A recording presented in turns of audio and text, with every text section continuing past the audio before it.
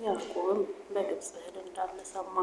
ያዕቆብም ልጆቹን ለምን እርስ በርሳችሁ ትተያያላችሁ አላቸው። እንዲህም አለ፣ እነሆ ስንዴ በግብፅ እንዲገኝ ሰምቻለሁ። ወደዚያ ውረዱ፣ እንድንድንና እንዳንሞትም ከዚያ ሸምቱልን። የዮሴፍም 10 ወንድሞቹ ስንዴን ከግብፅ ሸምቱ ዘንድ ወረዱ።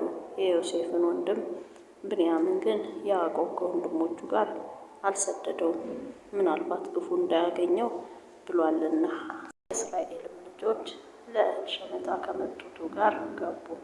በከነዓን አገር ራብ ነበረና፣ ዮሴፍም በምድር ላይ ገዥ ነበረ። እርሱም ለምድር ሕዝብ ሁሉ ይሸጥ ነበር። የዮሴፍም ወንድሞች በመጡ ጊዜ በምድር ላይ በግንባራቸው ሰገዱለት። ዮሴፍም ወንድሞቹን አይቶ አወቃቸው፣ ተለወጠባቸውም፣ ክፉ ቃልንም ተናገራቸው። እናንተ ከወዴት መጣችሁ አላቸው። እነርሱም ከከነዓን ምድር እህል ልንሸምት የመጣን ነን አሉት። ዮሴፍም ወንድሞቹን አወቃቸው፣ እነርሱ ግን አላወቁትም። ዮሴፍም ስለ እነርሱ አይቶት የነበረውን ሕልም አሰበ፣ እንዲህም አላቸው፣ እናንተ ሰላዮች ናችሁ፣ የምድሩን ራቁትነት ልታዩ መጥታችኋል።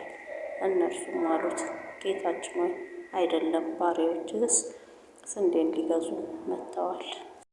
እኛ ሁላችን የአንድ ሰው ልጆች ነን፣ እኛ እውነተኞች ነን፣ ባሪያዎችህስ ሰላዮች አይደሉም። እርሱም አላቸው፣ አይደለም፣ ነገር ግን የአገሩን ራቁትነት ልታዩ መጥታችኋል። እነርሱም አሉ፣ ባሪያዎችህ 12 ወንድማማች በከነዓን ምድር የአንድ ሰው ልጆች ነን። ታናሹም እነሆ ዛሬ ከአባታችን ጋር ነው፣ አንዱም ጠፍቷል። ዮሴፍም አላቸው፣ እናንተ ሰላዮች ናችሁ ብዬ የተናገርኳችሁ ይህ ነው። በዚህ ትፈተናላችሁ። ታናሽ ወንድማችሁ ካልመጣ በቀር የፈርዖንን ሕይወት ከዚህ አትወጡም። እውነትን የምትናገሩ ከሆነ ነገራችሁ ይፈተን ዘንድ ከእናንተ አንዱን ስደዱ፣ ወንድማችሁንም ይዞ ይምጣ፣ እናንተም ታስራችሁ ተቀመጡ። ይህ ካልሆነ የፈርዖንን ሕይወት ሰላዮች ናችሁ። 3 ቀን ያህል በግዞት ቤት ጨመራቸው። በ3ኛውም ቀን ዮሴፍ እንዲህ አላቸው፣ ትድኑ ዘንድ ይህን አድርጉ፣ እኔ እግዚአብሔርን እፈራለሁና። እናንተ የታመናችሁ ከሆናችሁ ከእናንተ አንዱ ወንድማችሁ በግዞታችሁ ቤት ይታሰር። እናንተ ግን ሂዱ፣ እህሉንም ለቤታችሁ ራብ ውሰዱ። ታናሹንም ወንድማችሁን ወደ እኔ ይዛችሁ ነው፣ ነገራችሁም የታመነ ይሆናልና አትሞቱም። እንዲህም አደረጉ። እነርሱም እርስ በርሳቸው እንዲህ ተባባሉ፣ በእውነት ወንድማችንን በድለናል። እኛም በማማጠን ነፍሱ ስትጨነቅ አይተን አልሰማነውምና፣ ስለዚህ ይህ መከራ መጣብን። ሮቤልም መልሶ እንዲህ አላቸው፣ ብላቴናውን አትበድሉ ብያችሁ አልነበረምን?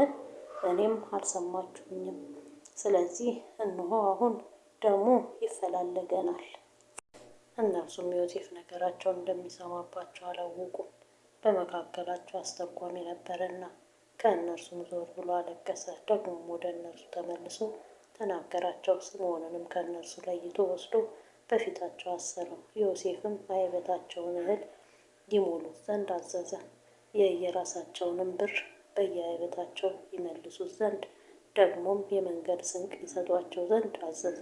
እንዲሁም ተደረገላቸው። እነርሱም እህሉን በአህዮቻቸው ላይ ጫኑ፣ ከዚያም ተነስተው ሄዱ። ከእነርሱም አንዱ ባደሩበት ስፍራ ለአህያው ገፈራን ይሰጥ ዘንድ አይበቱን ሲፈታ ብሩን አየ። እነሆም በአይበቱ አፍ ላይ ነበረች። ለወንድሞቹም ብር የተመለሰችልኝ፣ እርሷም በአይበቴ አፍ እነኋት አላቸው። ልባቸውም ደነገጠ፣ እየተንቀጠቀጡም እርስ በርሳቸው ተባባሉ፣ እግዚአብሔር ያደረገብን ይህ ምንድር ነው? ወደ አባታቸውም ወደ ያዕቆብ ወደ ከነዓን ምድር መጡ። የደረሰባቸውንም ነገር ሁሉ እንዲህ ብለው አወሩ። የአገሩ ጌታ የሆነው ሰው በክፉ ንግግር ተናገረን፣ የምድሪቱም ሰላዮች አስመሰለን። እኛም እንዲህ አልነው፣ እውነተኞች ሰዎች ነን እንጂ ሰላዮች አይደለንም።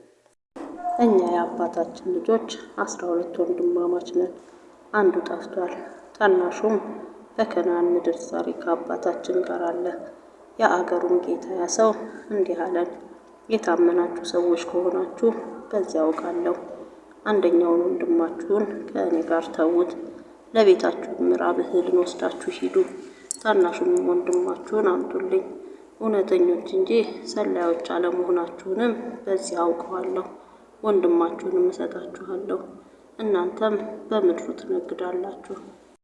እንዲህም ሆነ።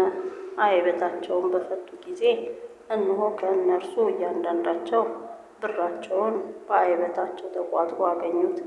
እነርሱም አባታቸውም የብራቸውን ቁጥራት አይተው ፈሩ። አባታቸው ያዕቆብም እንዲህ አላቸው፣ ልጅ አልባ አስቀራችሁኝ። ዮሴፍ የለም፣ ስምዖንም የለም፣ ብንያምንም ትወስዱብኛላችሁ። ይህ ሁሉ በእኔ ላይ ደረሰ። ሮቤልም አባቱን አለው፣ ወደ አንተ መልሼ ያላመጣሁት እንደሆነ ሁለቱን ልጆቼን ግደል፣ እርሱን በእጄ ስጠኝ፣ እኔም ወደ አንተ እመልሰዋለሁ። እርሱም አለ፣ ልጄ ከእናንተ ጋር አይወርድም፣ ወንድሙ ሞቶ እርሱ ብቻ ቀርቷልና። በምትሄዱበት መንገድ ምናልባት ክፉ ነገር ቢያገኘው ሽምግልናዬን በሐዘን ወደ መቃብር ታወርዱታላችሁ።